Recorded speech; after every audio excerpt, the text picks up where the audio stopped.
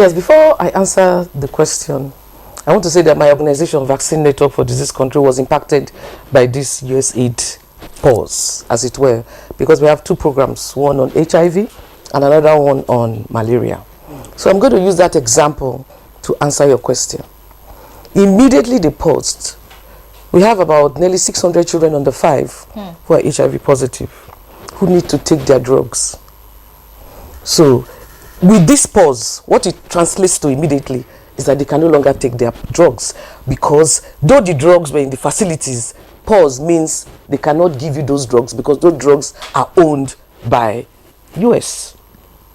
So that immediately tells you what is going on. For malaria, I feel we can still cope with malaria. But for HIV, by the time you do not take your drugs over a period of time, I'm not talking about children. We have over 10,000 in where we are now who need to, follow up with drugs. And it's painful because the way it came. While we're looking at the positive side, which is that Nigeria really needs to now sit up and take charge of the health of their citizens, the way it came. Yeah. Casualties that will come out of this, whether we like it or not. Collateral damage. So ask yourself this question.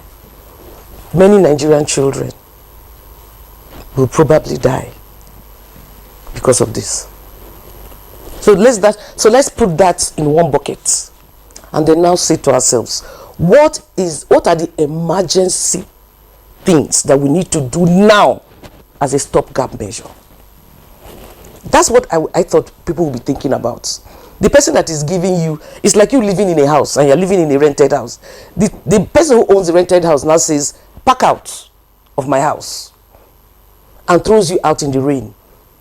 Your family, what will be the immediate steps that we need to take where we are planning for long term?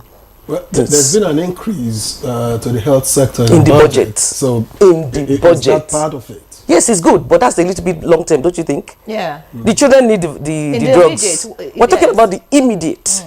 Because I look at it immediate, medium, and long term. What are the immediate next steps that we need to take now? Who are the stakeholders that are supposed to come in to take charge of these immediate steps? With everybody, there should be a collaboration at this time. The CSOs, the private sector, the government. We have to have an emergency meeting. We are being funded by international organization. US is a great funder. What are the steps? The immediate steps. What we look to, the medium term and the long term. And long term is a good one because at the end of the day, what has taught us now? What are the short term steps in your view? For instance, for the HIV drugs, we immediately need to start to give people HIV drugs. Because if somebody stops taking their drugs, what it translates to is that viral load will be high. Viral load will be high. But what you have recommended is a meeting. Meetings take time. We like meetings in Nigeria. No. Meetings. That's also medium term to long term. No. Emergency meeting. I use the word emergency. There are some areas that need emergency steps. Those steps need to be taken immediately. You get what I'm saying? So for me, that is there. That is there.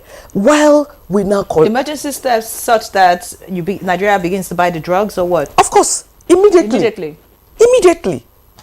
For that particular type of thing. Because we talked about the focus. The focus really, from what Dr. Gafar told us, is basically tuberculosis, HIV, and malaria. HIV is an area that you need to take your drugs on a daily basis.